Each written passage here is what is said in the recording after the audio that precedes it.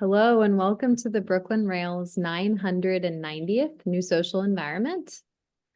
I'm Chloe, Director of Programs here at the Rail, and I have the pleasure today of being your MC for a conversation featuring Sophia Kidd and Paul Gladston. And now I'll introduce Sophia and Paul. Curator, publisher, and scholar Sophia Kidd is currently Associate Research Fellow at Sichuan International Studies University, curating exhibitions in the US and China that focus on ecology and women in art, as well as the ontology and spatiality of emotions. Sophia is owner and publisher at Igneus Press, as well as founding CEO of Yan'erlu Arts International. Her recent book, Culture Paves the New Silk Roads, edited by Paul Gladston, is included within the Contemporary East Asian Visual Cultures, Societies, and Politics series. Sophia was special guest editor of the fall 2021 issue of the Café Review, which features translations of Chuanyu poetry by establishing and emerging Chinese poets.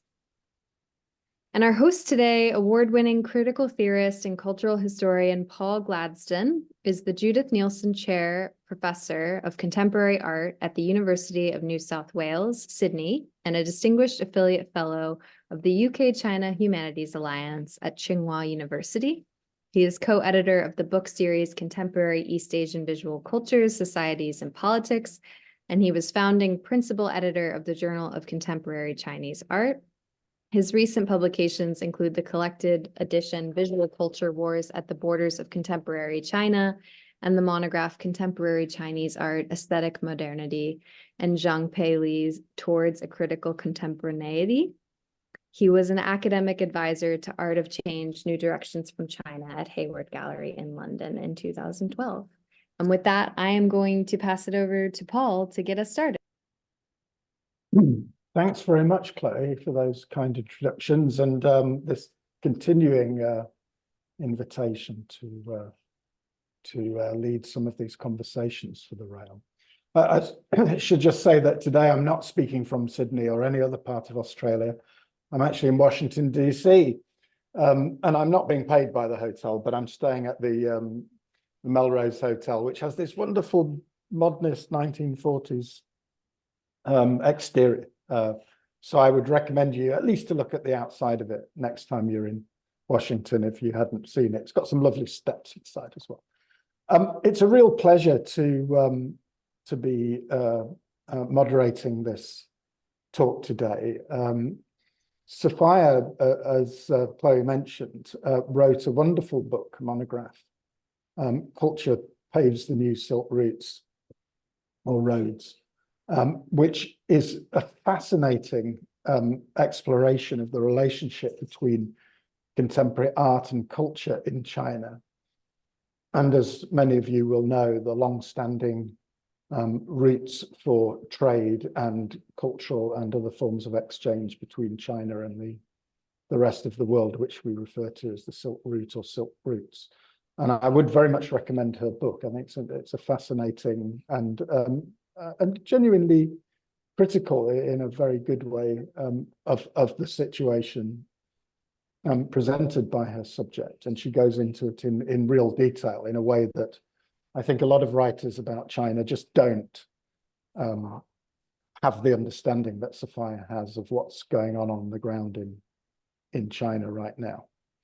And I'm very pleased to say, although she's not talking directly about that book, I think tonight, of which I was a series editor, not an editor, but anyway, it was a great pleasure to be a series editor of a book. Sophia's going to talk about an exhibition that she was involved in, which I think will illuminate some of the issues that I've just touched on there. And within the Rail's traditions, she's also going to introduce some poetry and involvement in Chinese poetry as part of this talk. So the all-round package, I would say, and a great pleasure to have Sophia here tonight. So Sophia, over to you. I think you have some lovely words and images to present to us tonight. I certainly do. Thank you so much, Chloe, for your glowing introduction, and to Paul for being there with me along this road as I've developed a body of knowledge and discourses. And your work has been quite an influence upon me, especially your notion of translation and appropriation, of the way that we don't just translate language, but we actually translate cultural concepts. One culture will take a concept from another culture and make it their own. And it's not just a one-to-one correspondence of meaning as a translation, but it becomes something entirely different and begins to grow its own ecology and so forth. So that was a big influence upon me and helped me in my work. And I want to say thank you to all of you who are here today. I see many of my very good friends. Hi, Deb. Hi, Richard. Hi, Fiona. Hi, Michelle. I didn't realize how intimate that the Brooklyn Rail series is. I thought it would be like a seminar. But it's really nice to see everybody, who are showing their camera, and it's great to be with you all here today. I feel more calm immediately, although I maybe don't sound so calm. So I'm really excited. I'm gonna jump right into this. I've got a lot of pictures to share with you. This is the first time that I'm talking about geographies of feeling, the exhibition that I curated in Chengdu, China, last August. And the exhibition, which was part of the Chengdu Biennale. It was a parallel exhibition. The exhibition had a long run. It was about 3+ months. And we had a lot of opportunity to work with the public and do educational outreach and a lot of tours of the exhibition. But I did all of that in Chinese. So this is really a luxury to be able to use my own language to talk about what I was intending to do and the artworks and so forth. But it'll be interesting. I'll be really, today was the first time that the thought occurred to me that perhaps I might not be as stellar in English as I am in Chinese in talking about these things, because the ideas and the choices were developed in the Chinese Southwest China arts ecology within that context to answer the social needs that are present right there today. So it'll be really, I'm going to get rolling here pretty fast because I want to leave more time for Q&A and leave the deep dives for you. So what is interesting for you, go ahead and make a little note. And during the Q&A, please ask about it. And I think that in dialogue, we'll actually uncover more than I could uncover by saying something that I intended, because it's really about the viewer and the artwork and the artist. All right, so let us begin. So this is the merry bunch of us. There were a couple of artists that were not present for this photo. But the exhibition was held at A4 Museum, and A4 Museum is the longest running museum privately owned in the southwest of China. So a 15-year run is a really long run for a museum in China, a private sector museum. I'm not sure how many of you have heard about how many museums are being built, and a new one every day in China and their private sector in many cases. But A4 Museum is part of a residential area of Chengdu that is the Beverly Hills of Chengdu. And the museum it was built, according to the business model, was to drive the value of that real estate tract. But the woman, Sun Li, who founded it and runs the museum, actually has developed world-class museum programs and educates the children and has international artists and has just done a wonderful job. So the opening of this exhibition was actually celebrating the 15th year anniversary of the museum. And she is, let me turn on the laser pointer. This is Sun Li here in white. And so she founded the museum 15 years ago. And then I will move on from that. So this is an exhibition poster in the village. So they built this whole little European village as the town of this sort of residential area. And it was wonderful to see this poster up like that. This is the museum itself. So they renovated the whole museum and the whole town just for the opening of these exhibitions. It's like a 2.0 of this Lux. It was called Lux Hills. So this is the floor plan. You're seeing about half of it now, just to give you a sense of the space of the exhibition. So here is Zhu Cheng's work. I'll be talking about these cultural relics and the museum that he has built in Chengdu and run for about 30 years now. And then these, they're called kubi, which is using the Chinese ink dry with no water added to it, where he actually recreated the heads that had been chopped off of the sculptures during the Cultural Revolution in the 1960s in China. This was the Dai Guangyu. You saw him on the left with the blackface. The blackface was because he did a performance artwork on opening day. I'll talk more about that moving forward. So here you're seeing in the distance He Gong, who is the third of the triad of the masters that I invited, and his work, Tahiti Green. And we'll be talking about his work and that piece in particular. So just another site, just wanted to give you a sense of what the exhibition looked like. One thing that we did with this exhibition, okay, so just a little bit of intro into what it's like to curate in the southwest of China, where I've lived for 15 years. I've been researching and getting to know and curating and writing about and befriending the contemporary artists in Chengdu and Chongqing in the southwest of China, which is at the foothills of the Himalayas in a basin at the easternmost foothills of the Himalayas. And so during that time, I've gotten to know what's going on in this arts ecology and who the cliques are and who's succeeded and who the art market artists are, who the underground artists are, who the disgruntled artists are, who the very, very commercial artists are. There are a lot of cliques. And so as many of you know, who probably have your own cliques in your own towns, if you're an artist or if you're a poet, you know that there are certain poets that won't talk to other poets, or certain artists that won't talk to other artists, or they'll never exhibit together.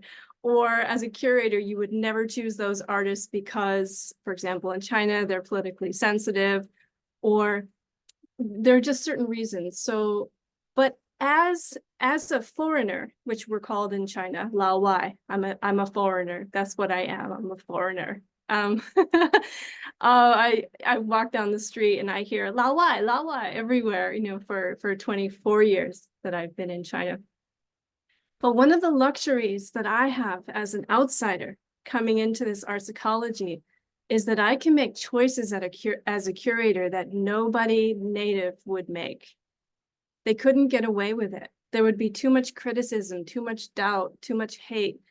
But I was able to go ahead and choose the 3 artists that I chose, who have they're all between 60 and 80, all 3 of them.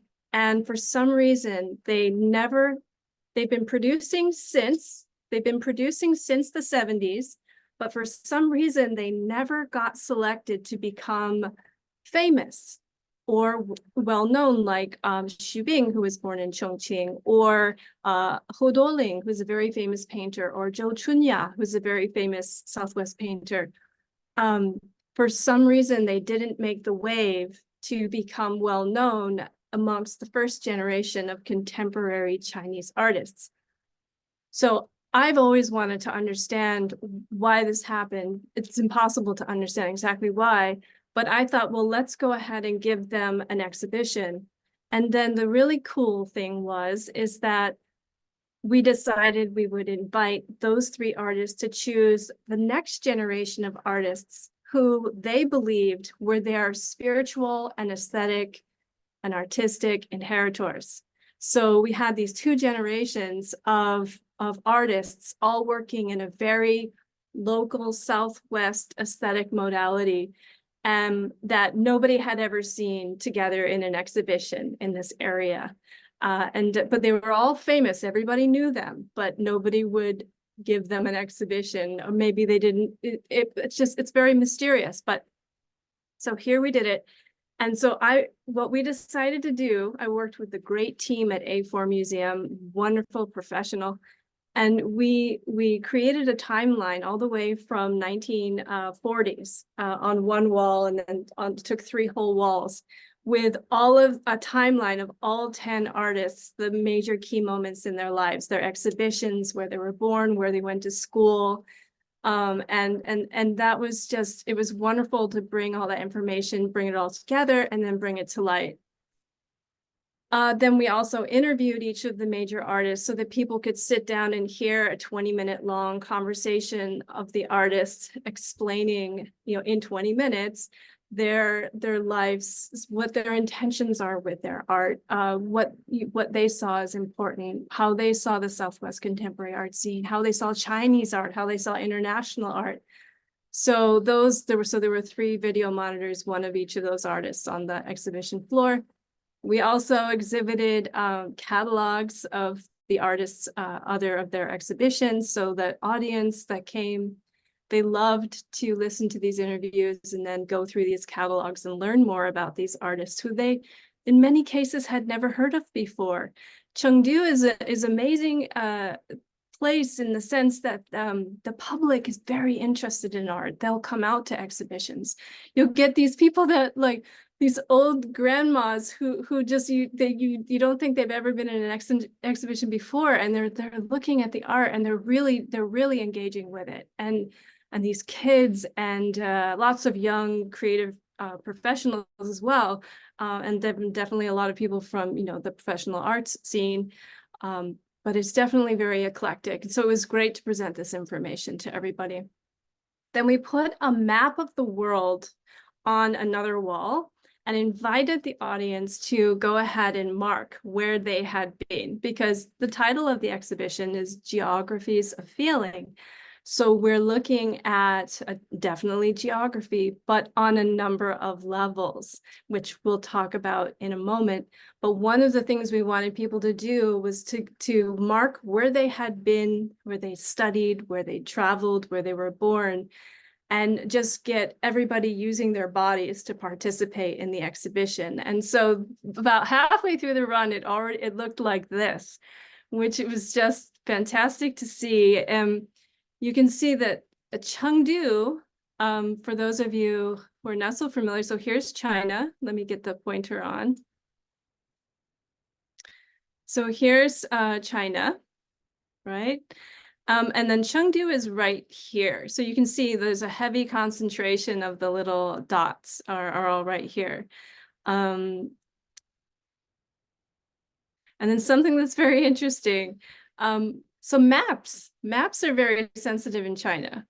Like, it was actually very hard to get a map on the wall because the censors come through and they review every single artwork.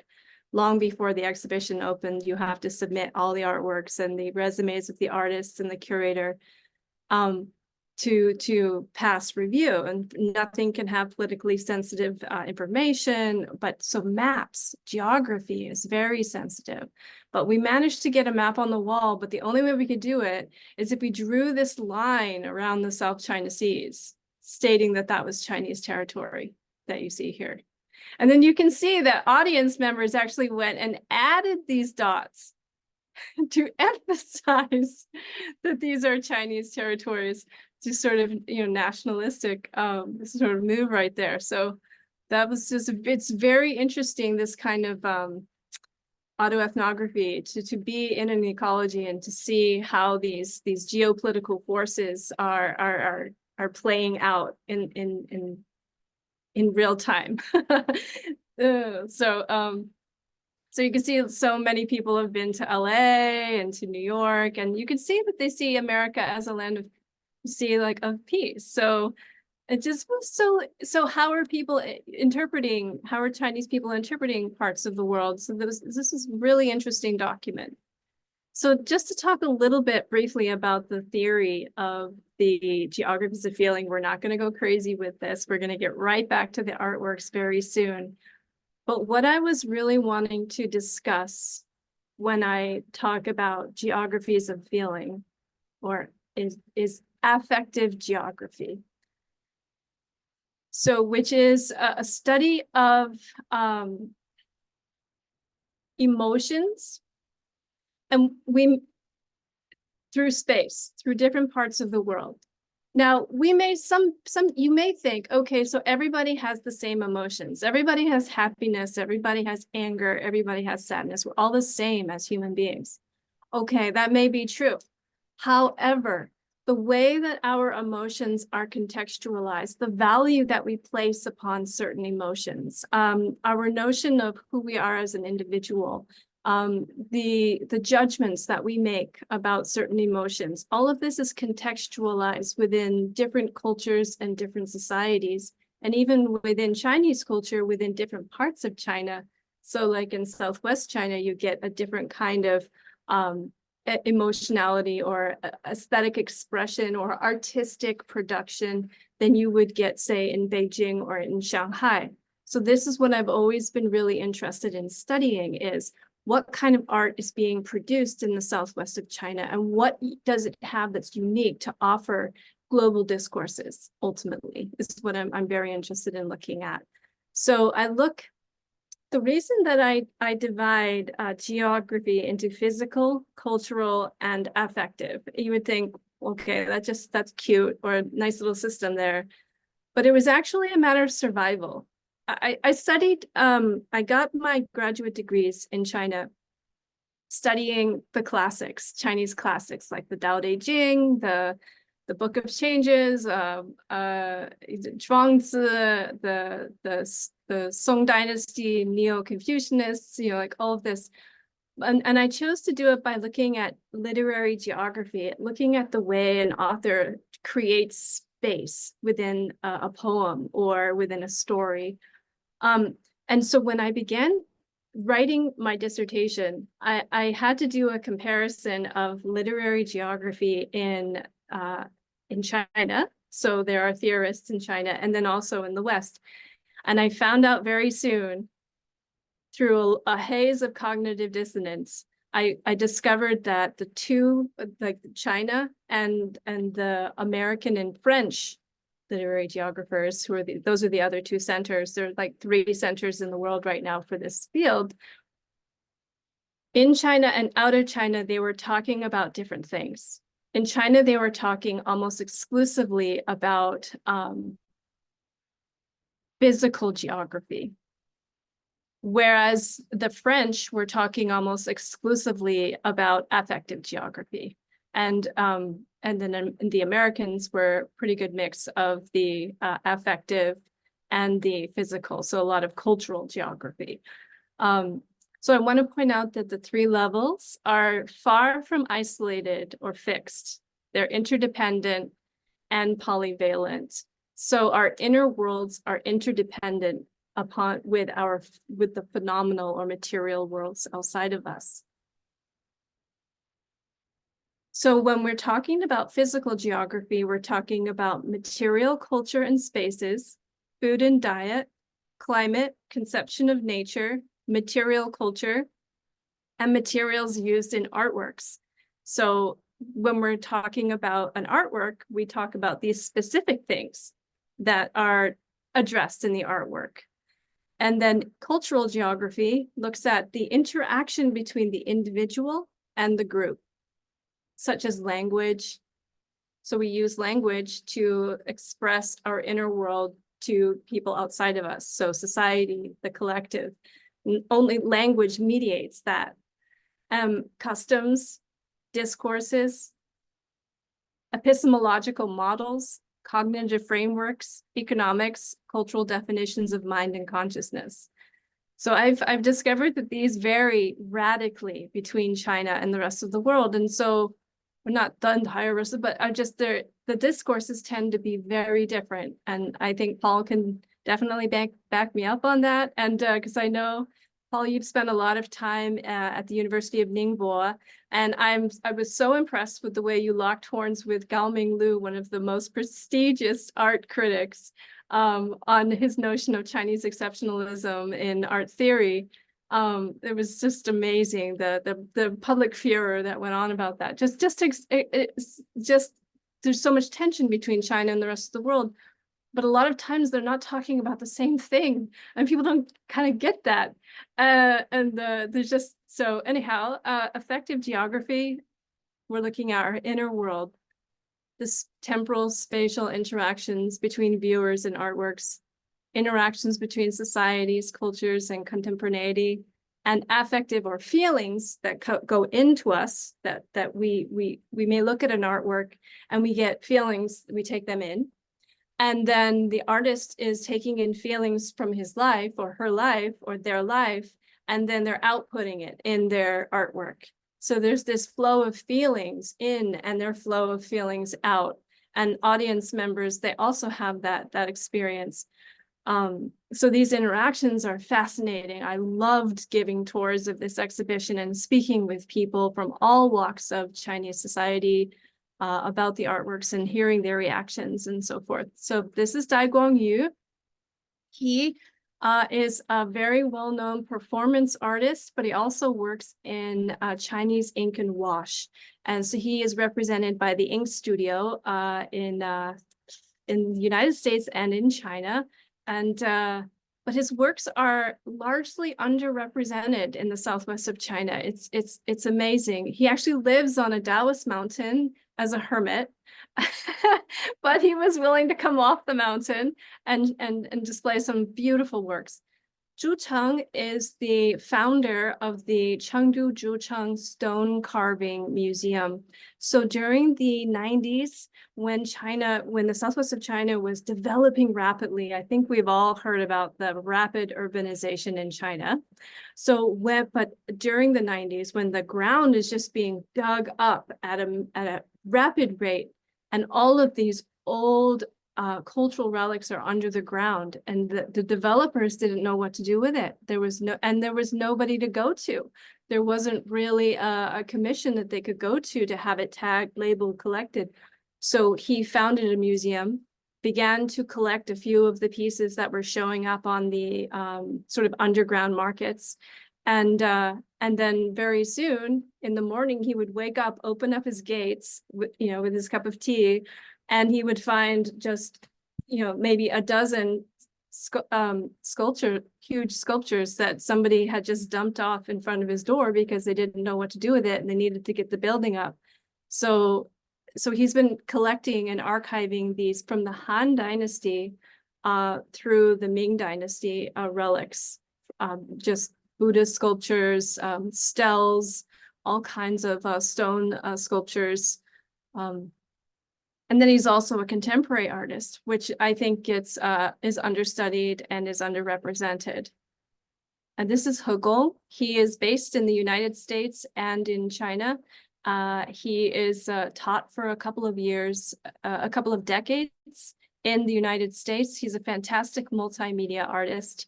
I definitely would keep an eye out on his work and career as he develops. I would say he'll be internationalizing next, right after Dai Guangyu. All right, so let's look at some works by Dai Guangyu, the first of those three artists that you just looked at.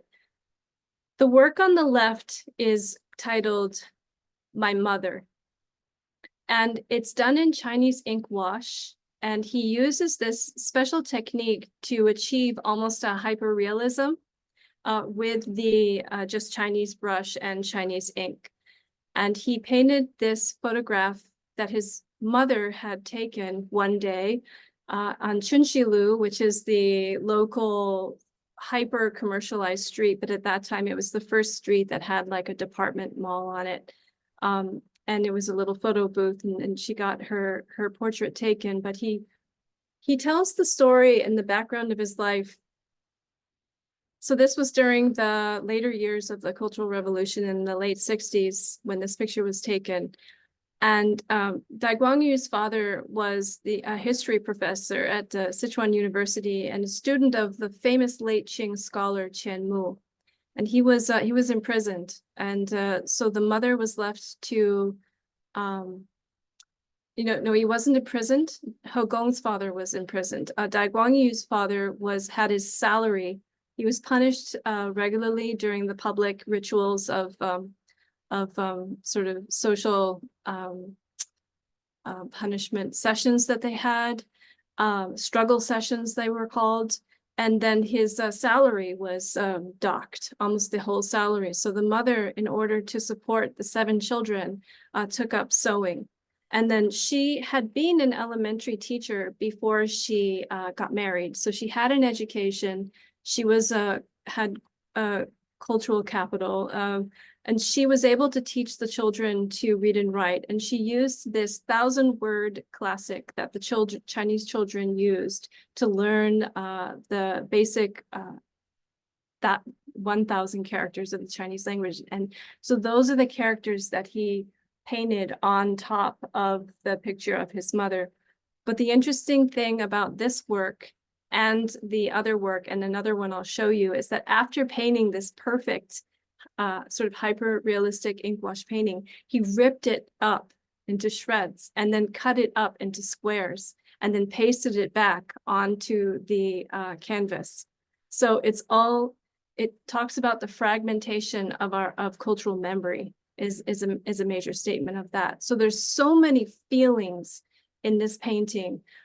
He wrote a large essay that accompanied the painting that we published. It's really such a moving story, and hearing the way that he tells it. To the right of my mother is the repository of forbidden words, it's amazing we were able to get this work in the piece. So I want to point out to you that the Chinese censorship, as we know it today, we think, oh, this terrible thing that everybody's being censored in this culture and they can't say what they think, there's no freedom of speech. I want to point out that there has never been a moment in Chinese history where there wasn't a collection of words that were forbidden words.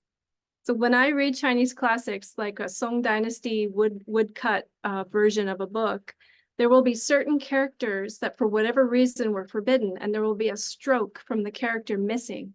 And you think, well, what's this character? I never learned this character. You're like, oh, it's that character missing a leg. And that was because the emperor had forbidden that word. So Dai Guangyu put all of those forbidden words, obscuring this is a portrait of the artist, obscuring his face. And then in the back, you can't quite see, but underneath the white surface is a yellowed surface that said, I will never participate. So it's sort of so the feeling being conveyed in this piece is of rebellion, sort of, which I see as a very optimistic emotion, sort of feeling after you felt frustrated, after you felt ignored or alienated or marginalized, you come up with this course of action and you feel optimistic, you feel hopeful, you feel I'm being heard. This work by Dai Guangyu is called Wang Wei's Villa. So what he's doing here is he's recreating the villa built by a Tang Dynasty poet.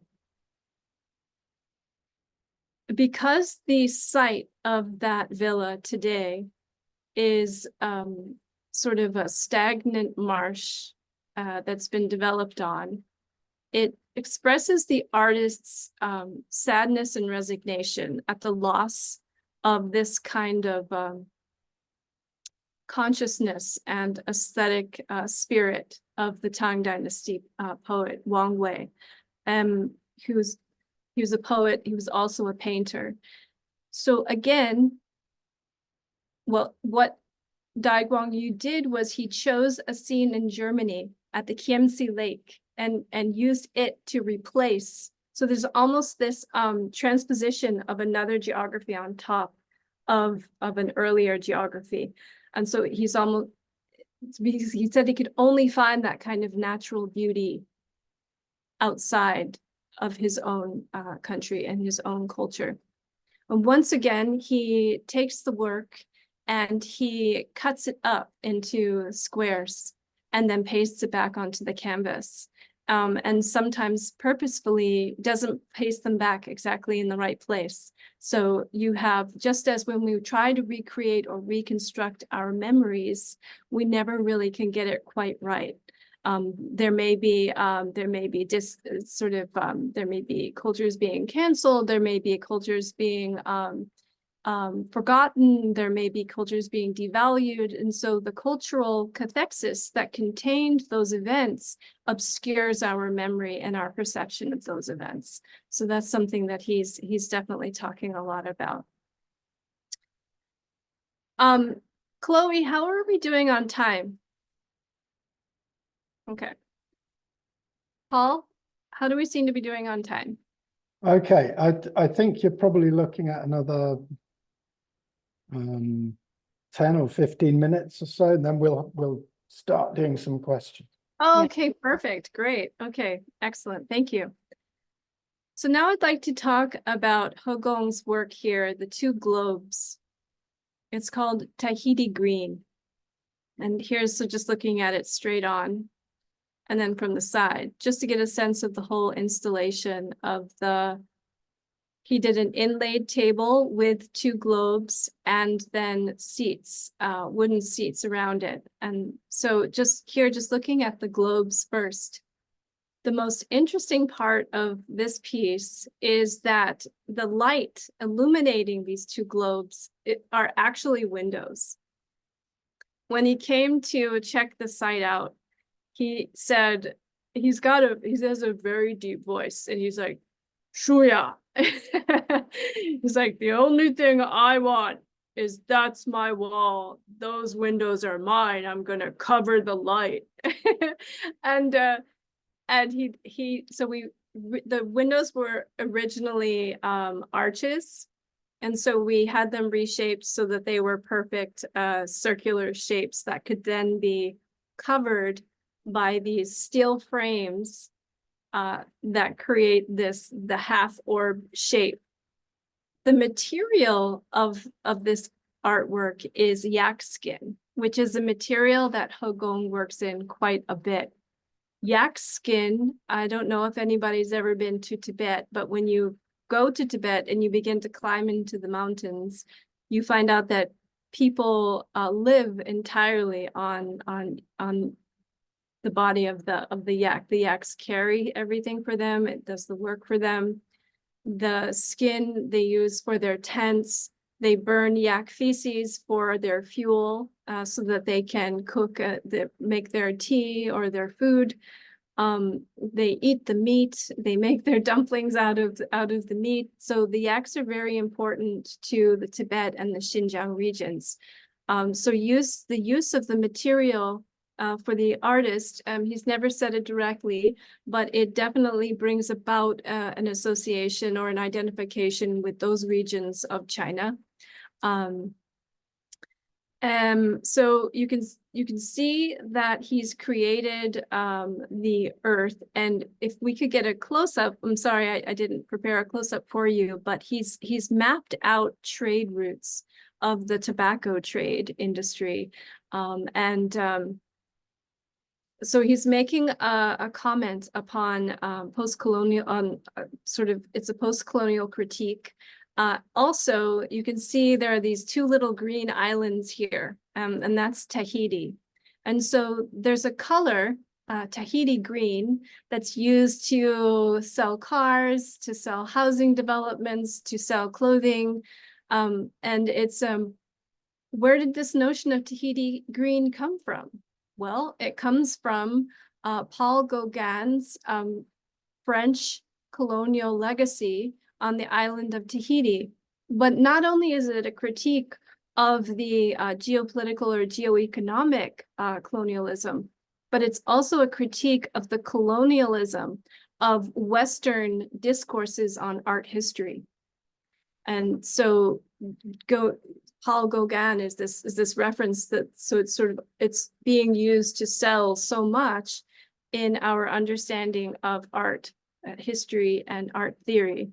And so he is definitely trying to just sort of bring that to our awareness, especially for Chinese artists and Chinese art audiences and Chinese art critics. They're definitely really hashing out this question of what is our art history? What is our account of global art history? And how does it differ from how we're receiving art history from outside of China?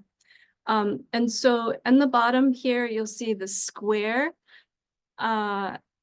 frame of the globes. And so this in Chinese cosmology, the earth is square and the heavens are round. And so there's this resonance also with early Chinese cosmology and geography in that piece. Okay. So He Gong's works tend to be very heavily coded because he's quite political, actually, and does a lot of exhibiting within China. So he has to be very coded. But one thing I really love about He Gong's works is the intertextualities between his artworks. From decade to decade, you'll see a single symbol being used throughout his body of work, whether it be a pair of wings or a book or a car or the artist's silhouette. He'll use it throughout his artworks. I really love that. So this is also something he's done. Another exhibition 20 years ago, quite a famous early Chinese exhibition, where he also created globes out of yak skin. So I love how he brings these skeins of color and meaning and symbols through his the textile or the mural of his work. Okay, so we did look at this work earlier. Let's get a closer look. So these are the heads from the sculptures that were chopped off or destroyed during the Cultural Revolution, when the Chinese people were trying to get rid themselves of the four olds, the things that were old, that they believed were stagnating their culture and slowing them down. And that's so that their past, this heavy past of their history, and the Buddhism and the religion and the Taoism was the reason why they were starving, because they couldn't get ahead. They were being weighed down by this past. So it's not that people all of a sudden became very, iconoclastic and violent. No, they wanted to cancel their culture. And so they canceled it. And so you got a lot of beheaded Buddhas throughout China. Anybody who's traveled to China is aware of that. And so with that, I think this piece was really difficult for a lot of audience members to see. It's not something that they are proud of. And it's something that, especially now that the religions have become a lot more, there's a lot more leniency and tolerance when it comes to the celebration or the research or even the worship of devotion to Buddhism or Taoism. It's triangulated with Confucianism and what's known as the three teachings in the Neo-Confucianism of China today. So as people once again begin to cherish their past and they see these destroyed remnants of their past and culture, they feel sad. I definitely felt sadness as I was bringing people through these parts. But then they did feel a sense of hope that somebody had collected over 3,000 specimens of these cultural relics that are found in Zhu Cheng's museum that he has, which if you ever go to Chengdu, get a hold of me somehow and I will get you a tour in Zhu Cheng's museum. It's open to the public, it's free, and it's really an amazing experience. But here you can see a little bit better the portrait of the heads. He uses his artistic imagination and intuition to recreate the being, not just the head, but the being, the noumenal being of these Buddhas, fused together with the Ba and Shu civilization elders that are the spiritual or the cultural ancestors of this particular part of China. So the Ba and Shu civilizations, they go much further back than the Han Dynasty. And so a lot of these sculptures have very interesting elements to them that you would not find in sculptures found unearthed in Beijing or Shanghai or in the central plains of China, because they have with them folk elements that are definitely still carry with them elements of the Ba and Shu material culture and civilization. So it was really interesting to bring this out and to bring his contemporary art and his praxis of collecting cultural relics together in one piece. And then this is called portraits of the Ba and Shu ancestors. If anybody's heard of the Sanxingdui, the Jinsha Museum, it's quite famous. They're finding these old golden masks and lots of in archaeological sites, and they're doing the museum there in this city is doing exchanges with Italy and Middle Eastern museums and definitely promoting this understanding of this very much older cultural legacy that this region of China has to offer. But if you look at the masks in that museum, you'll notice that the noses are very long and the facial features are actually very Caucasian. So I did get a chance to speak briefly with Ai Weiwei in Berlin last month. And we talked about this, and he's fascinated with material culture and alternative narratives of material culture and civilizational history in China. So, and we spoke about the Ma Wangdui and the Sanxingdui discoveries. So again, this is for the artist, it's a spiritual evocation for him. He's never left the area. He's exhibited work throughout in Beijing and throughout China, but he's really he's very local. He's very, very local. Which brings us to the next generation. So Dai Guangyu, the performance artist, you saw his blacked out face there. He also does the ink wash, but he does a lot of performance. So when we asked him to choose the next generation, he chose 3 young performance artists, which makes a lot of sense. One of them was Hu Jiayi, who is very up and coming. She does a lot of artist residencies, and this was one that she did in Macau, where she had a suit of armor made for her during the pandemic when she was feeling very insecure, like I think a lot of us felt some unpleasant emotions. So she felt she needed some protection. Then she had this suit of armor made for her, but it was so heavy when she finally put it on. She'd had this aha moment that sometimes the very thing that we don to protect ourselves becomes very restrictive and limiting. And so she could barely move. And what she decided to do in this performance art piece was she wore the armor and used a sword or chains and beat the wall and she attacked her shadow for about 3 hours each day for a duration, I think, of 5 days. And at the end of those 3 hours, when she took off the armor, she would sit on the ground and she could barely move. She chose these ruins, this ruined site, this old, abandoned, discarded element of society, some industrial site, because for her, it represented the things in our society that we just cast off and we throw away and think are of no value to us any longer. She wanted to redeem that in a sense. And so she chose that as the site of her battle. In the installation, we had 2 screens. There's one here, there's one in the back. And here is a dialogue that Hu Jiayi wrote where she's talking with Don Quixote.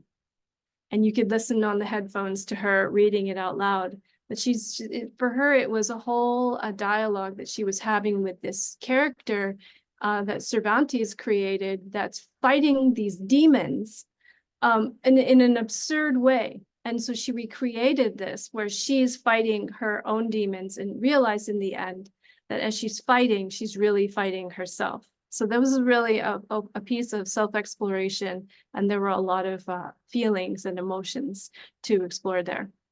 Pu Yingwei was one of the artists that He Gong chose. He Gong, having spent 20 years outside of China, he chose 3 artists who had gone off and gotten their MBA or their MFAs outside of China. And so Pu Yingwei got his at the Sorbonne. And this piece was an exploration of the New Silk Roads, specifically in Kenya, a water dam project. And so he showed documentation that came from local media, Chinese media, interviews he did of his uncle who was in charge of the project, and mixed that all together. So that was interesting for Chinese audiences because they're surprisingly reticent about this huge geopolitical project that China's engaged in. They're not really aware of its implications culturally. So it was good to have this explored to some extent in this work. Next, I'm going to talk about Tong Wenming, who she was probably the most internationally famous of all the artists in the exhibition. She exhibits regularly. I think she was just at the Vietnam triennial. But so Tong Wenming is doing very body-based, it's performance art and ecologically based works. She lives in Chongqing, across the street from the old Sichuan Fine Arts Institute campus, where all the buildings are being knocked down. And she lives in one of the last old dilapidated buildings. And she looks out the window and she sees all of these, like, the weeds have grown taller than the buildings. And so she decided to go outside and spend 5 hours a day for 1 year outside in amongst all this plant life, feeling the rain, feeling the wind, listening to the sound of the boats going by on the river, listening to all of the sounds and just experience it. And she said that during that period of time, she became sensitive to seeing auras, which not a lot of Chinese people are going to talk to you about auras. They're just sort of, they're atheists, they're not spiritual, but she was having spiritual experiences. And one day she came home and she drew this picture of the soul of a plant. It's just a sketch. It's not an artwork, but I convinced her to allow us to show it. And when I described that to audiences during the tours that I gave, they fell in love with this artist. You could just see this hunger for this articulation of different parts of our being, of our inner being, that they've not really been talking about, or it's moving on. She then created these, yes, Paul? Time? Not quite, but I think we should be sort of wrapping it up a little bit because I can see there's a lot of questions from the audience. It'd be great to capture some of those. Great. Just very quickly, this was a piece by Wang Yanxin, where he did an artist residency. He took a door, put it on his back and carried it. We started out at dark and he arrived in the early morning and planted the door in this marsh, and the sun painted it gold and the sun shined on it. And then this piece here was by Zhu Ming, who was the only selection of Zhu Cheng. It's his son, who will be taking on the museum after him. And this is a piece from the 2008 earthquake, a piece of a building that collapsed. And so it's called Homage and Memorial. And every day of the exhibition, one candle was lit, and in memory. That's for the most part. I think that will be, these were just some tours that I gave, some public talks that we did, and that will be the end of my talk. Thank you so much. Looking forward to your questions. Sophia, thank you very much. That I think you're dealing with so many different facets and issues relating to contemporary Chinese culture in a global context. I have one question for you in a moment, and I think we could then move on quite swiftly to Chloe for the audience Q&A, because I think there are quite a few questions. But before I do, oh my God, 56? Oh geez. well, you might not have that many. We might Wow. we don't have all night. But anyway, one thing I just wanted to say, I think somebody, maybe it was Catherine in the audience Q&A, was asking about the term post-West. The post-West bit of this talk, which is on the Brooklyn Rail site, is actually an overarching term for the talks that I curate for the NSE. And the post-West is meant to be a kind of uncertain prefix.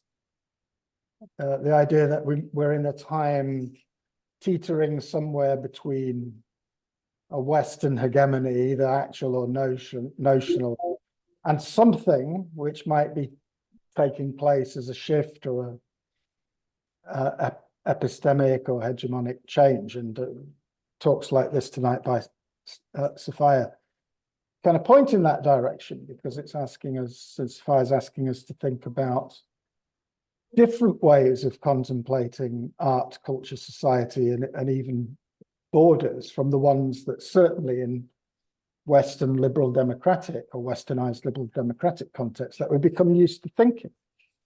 And there's a whole long history of interaction between the West and other cultures, which we don't have time to go into about this, not least China. But the question I was going to ask you, Sophia, was just to perhaps go into a little bit more detail. A colleague of mine at Manchester, Becky Kennedy, we co-authored an article which was published a couple of years ago now, which is about the relationship between shifting discourses in China historically, including those related to painting and music and other things, and culture, and certainly shifts from the historical syncretic Confucian view and more modern or contemporary views, and how they related to changing ways of thinking about and constructing borders, particularly borders around China. Perhaps you could say a little bit more about that from your own point of view. How does this idea of effective geographies, how does that relate to this idea of Chinese borders? What is it that we feel, or what is it that we're meant to feel, or what is it that Chinese audiences feel in relation to the construction of Chinese borders historically and in a contemporary sense? Well, thank you for your question. It's one I really wish that I could like have superpowers and freeze time right now and like think about it. But I'd have to say, Paul, that the thing that I really want to do as just a beginning, and it's difficult, I think it's a big enough task, is just call attention to the fact that China is not monolithic. Yes. It's not just this China, it's not just this thing, it's not this one unified voice. It's composed of regions, right? So first, let's just look on a physical geographical level. Each region has very special things to offer. Okay, so just if we could just take apart the different areas of China and start looking at Chinese art in this respect. Where in China is this Chinese artist from? And how does where he come from inform his artworks or her artworks or their artworks? I think that this is the first thing that we need to start doing. Now, in the next sense in which China is not monolithic is it's not even if it were one geographical area, just with the cultural geography, you've got people with very different priorities within a given area, and they're having very different conversations. So not everybody is speaking with the voice that we hear in the Wall Street Journal or in the New York Times. Not everybody is. I mean, I'm there having all kinds of conversations with people, and I have to shut some of them down because I'm like, this is dangerous. I'm going away. Like, this is I don't want to talk about this,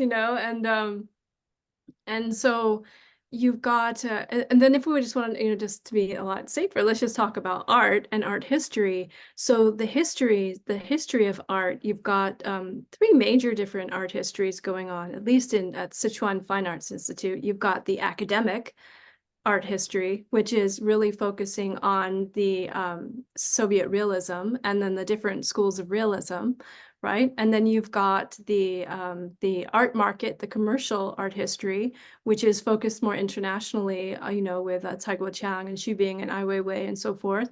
And then you've got the Jianghu, which is like the brotherhood, or like the gangsters, and and like they're the people, the bluegrass people, who are just like they've been making art and putting on exhibitions with whatever they could, with whatever pennies they could rub together. They were going to exhibit it in a park, on a park bench if they had to. And you got the star art began that way, right? So you've got these three very different art histories just looking at China, and each of them have their own perspective on global art history. So I hope that answers your question. I think it raises a really crucial point, which is that of, for want of a better term, a genuine diversity. Which is chimes very well with this broader notion of the post-West, is that it's very easy from an international perspective to overlook or just not be aware of the nuances of the kind of cultural diversity that you're referring to in China. The chapter that I wrote with Becky, I have mentioned this cultural diversity before, but the chapter wasn't really talking about that. It was talking about a kind of bigger picture, which is that in imperial China, the construction of borders was, as it usually is with empires, sort of fairly loose or mobile. But then China has to deal with the imposition of the idea of national sovereignty, which arguably was constructed in Europe in the 17th century, although that's debatable. But contemporary China is very much in a tense position between this historical imperial point of view, which has its own aesthetic, and a kind of more rationalizing idea of national territorial sovereignty. And I think your map, I was fascinated by the map where people are annotating it. Yeah. Which kind of sums that up, where the Chinese empire seems to include Japan, or at least large chunks of it, and Korea, which is not historically crazy, because that's exactly how imperial China thought of things, certainly from the kind of Ming dynasty onwards, if not before that. Korea was a suzerainty. It wasn't a distinct kingdom or whatever. And parts of that have re-erupted in relation to contemporary China, the idea of the greater China, which may include the greater Chinese diaspora, which of course is the whole point about the Chinese empire historically, before 1912, is that everything under heaven is China. You don't have to occupy it. The borders don't have to rationally extend to everything. China is just everything, and at the center of it is the emperor in Beijing. But of course, nowadays, China also asserts this kind of much more rationalizing, sort of rigid idea of here are our borders. Hence the conflicts in the South China Sea and with India and Japanese islands and what have you. But they have their distinct aesthetics. And within that, you're adding this greater dimension, which I think is fascinating, that effective geographies of diversity within what we might describe as Chinese culture, which could extend again to various diasporas, which I think is absolutely fascinating. Right, I could ramble on all night, but I'm gonna pass on to Chloe, who will field some very interesting questions from our audience before we move to the poetry component. But just to say, what an illuminating and fascinating discussion hinged around an exhibition. That was great, Sophia. Thank you for your comments as well. Chloe. Thank you, Paul, and thank you, Sophia, for your presentation. That was lovely. We do have a couple of questions. The first one's going to be from GE. GE, I'll give you the chance to unmute and ask. Thank you, Chloe. Thank you, Paul, and thank you, Sophia. I'm so fascinated by how something like this could be staged, how it can be mounted as a show. And it seems as though the power of the show is how its a cumulative result kind of strengthen the affirmative meanings of ambivalence. Is there anything to this at all, or am I way off base? And by ambivalence, do you mean like sort of equivocating or just sort of encoding or being subtle? Maybe encoding, but as much of a total mix of emotions and affect and everything. So it's not just a clear yes or no. It's not didactic, obviously, in some ways, but sort of, it skirts that certainly. But the full ambivalence of something like this, and these many issues that it sort of seems to address as well. Are you also talking about the eclecticism of it? Oh, yes, absolutely. Yeah. Oh, yeah. Thanks for your observations. Definitely it is eclectic, and definitely I did get some comments or criticisms from some people. Well, I got a couple criticisms. They didn't understand the cogency. Where was the cogency? Right. And for me, I'm like, of course it's cogent. Like, it was born a million years ago, and I'm just giving light to it now. But I just wanted to open up this space, almost like a pun, and to create this space for conversations about art that involved interiority, involved not just cognition, but also feeling. Because that might be something that we've been doing for a long time, or more so since psychology and psychological discourses have, made, discussions of mental illness or subjectivity or individuality. But, we're already in a lot of academic departments deconstructing the notion of the individual or subjectivity when they haven't even really built it. It's not even there. I gave a talk, for this exhibition, to these young people on this really hip street in this totally hip bookstore. And this girl in the back, she raised a question that floored me.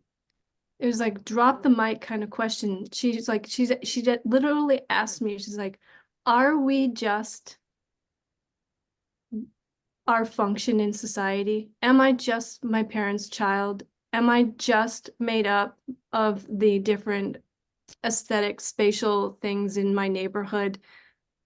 And I almost had, it was like, wow. I'm like, no, I don't believe we are. And it was like a major statement to say that, because there was, back even not long ago, there was this thing called Wei Xinjui or Wei Wujui. There was materialism or idealism. You either believed in only matter or you believed in anything else.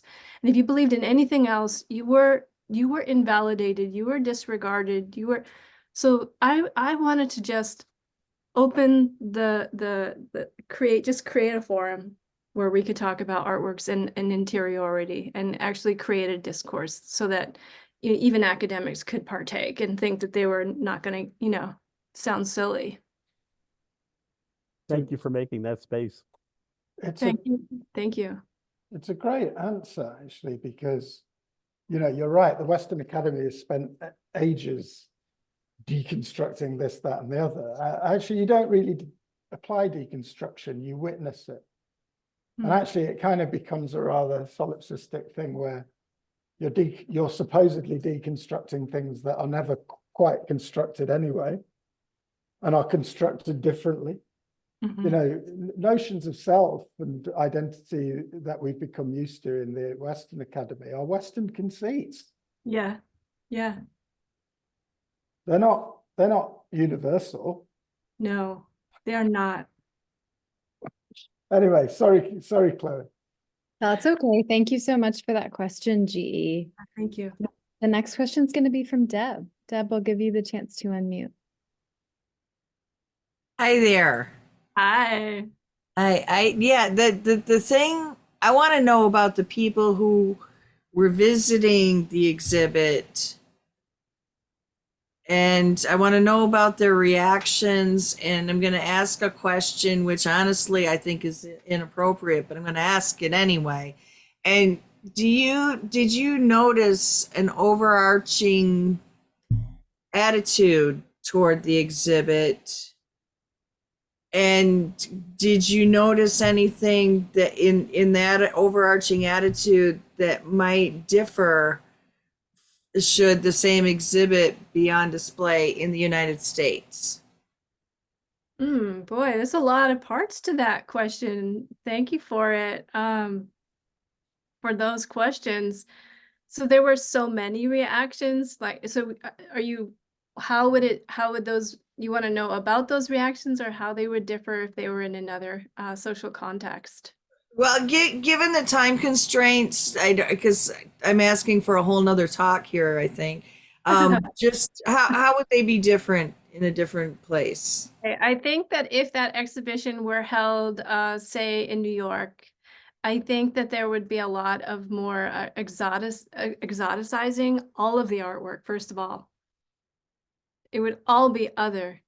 Whereas in Chengdu, a lot of that was totally local unearthing of things that had never been, had not been highlighted as fine art, as, like Biennale material, but it was their own local history. And so that's a different kind of feeling. That's a feeling of affirmation of a part of yourself in an elevated sense, of the white, cube space, with discourses and all the different, bells and whistles that are attached to it, the label on the wall, like having your own local history labeled on the wall. So, and then how the academics reacted to that and how the critics reacted to that and how the other rival artists reacted to that and how the kids reacted to that and how the grandmas reacted to that. So I think that you would lose a lot of that if it was, say, in New York. I think it would all be taken at one level of otherness and exoticism to begin with, and then we could begin to discuss it. And a lot of the emotional baggage would be released from it. But then that's a lot of what enervates and vitalizes the piece. So you'd have to do that with theory and history. Thank you, Sophia. Thanks for your question, Jen. Thank you all for your questions this evening. I think that's going to conclude our Q&A because you both did such a good job of answering Catherine's question before the Q&A started. So, Sophia, I believe you have a poem that you're going to read to close us out. Okay, yeah. So are we going to keep the poetry to so I have a question. So the poetry, want to keep it to say like five minutes or a few minutes? Yeah, 5 minutes is perfect. And I'm wondering how many people would like to hear a poem or whether they'd like to hear another question asked. Poem, please. Poem, okay. Okay, all right. All right, I'm going to read a bit of a journey poem that takes us back to about 308 in the year 300 of the Common Era, with an old sage, one of the 7 worthies of the bamboo grove, Jikang, when he was learning from his master in the mountains. And it's a scene, a dialogue between he and his master, who rarely would speak to him. It's by Xiang Yixian, who is a history professor at Sichuan University and also a well-known poet. It's titled Asking in the Mountains, Fire. 1.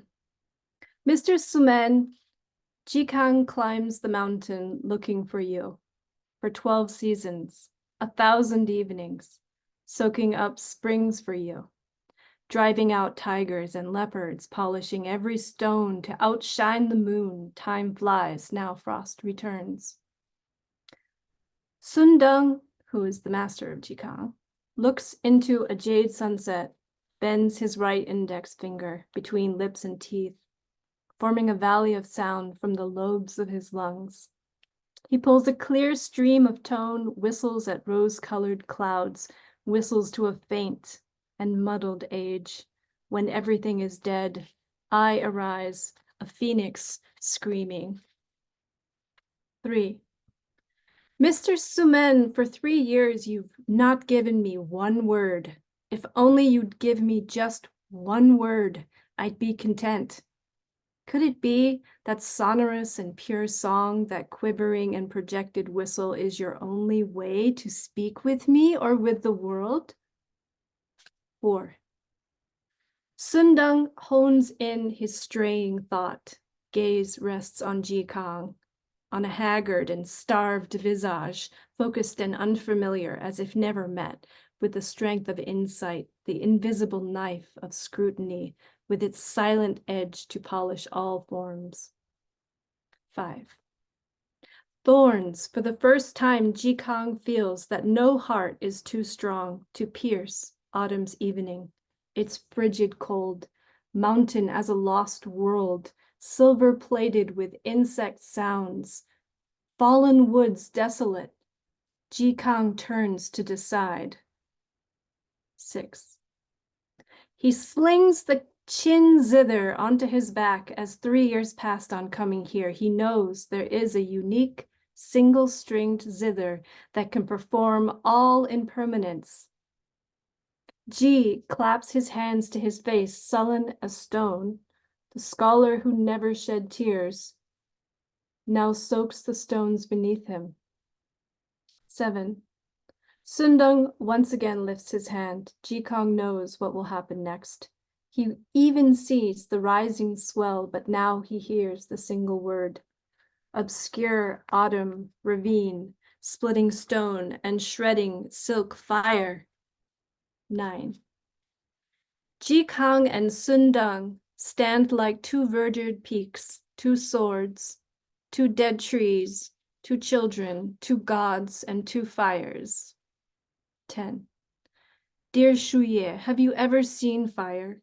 Tonight, we bid farewell and will never meet again. I have nothing to give you, Shuye. Fire is the only lasting treasure. Lives of verdant trees are short and hasty. 11. Time and days shine. Mountains are like ocean waves going up and down. Jikang is overwhelmed by the fire, lit by 3 years of his youth. Ah, yes, I have to re-identify this leaping hot flower, wood stones, paper silk, metal shadows, soul, constellation, the fire of the body. 12. Darkness holds seeds, ashes so light, fire of burnt enlightenment is so beautiful. Flint and chisel carving out poems. Just at this moment, transcending the ages, a pealing of phoenix cry from the top pours down like melting gold. Mountains and valleys echo, and on a frosted morn, the eyes of Jikang catch on fire. The end. Thank you so much. Kind That, of epic. that's really moving. That's absolutely fantastic. And it kind of really caps off really fascinating talk. Actually, great. Really great. Thank you, Sophia, and thank you. Can I give just a quick note on that poem, on the central sort of fable that's being related? Of course. So the thing is that when Jikang had to bid farewell, so he's leaving his master, he asked, "Master, is there anything you want to say to me?" And Sun Deng said, "Have you ever seen fire?" That's like the only thing he said to him. "Have you ever seen fire?" And what he's saying is that he's trying to point out to Jikang that he should, like fire, selflessly give his light, but not use it for profit or for anything like that. And so it's almost about if you have talent, you shouldn't show it. You shouldn't show it off. Because what ended up happening to Ji Kang is that he was brilliant, and he kind of flaunted it in court, and he ended up being quartered and drawn by horses, and thousands of his students protested and came and mourned his death. He was so loved, but he had a rival who was jealous of him. So his master had seen that in his character early on and tried to warn him. So thank you so much, Chloe and Paul, and all of you who came for this talk. Thank you so much for that context. And thank you all in the audience, and thank you, Paul, for putting this event together. We'd also like to thank the Terra Foundation for American Art, who sponsor our NSE program and who make daily conversations like this one possible. They also support our growing archive, which you can view on the Rail's YouTube channel. The Rail has been free and independent for 23 years. A donation directly supports our writers, operations, and production staff here at the Rail. You can support our work at the link I'm about to post in the chat. And if you're free tomorrow at 1 p.m. Eastern, join us for a conversation on Hannah Darboven and writing time at the Manil Drawing Institute, featuring Kelly Montana, the curator of the exhibition, and conversation with Raphael Rubinstein. And now you can turn on your microphones and say hello and goodbye as you leave. Thank you so much for joining us this evening for this What a night. great group. Thank you. I've been Thank you, seeing. Sophia. Thank you. Thank you, everybody. Thank you so much, everyone. Thanks for your comments, everybody.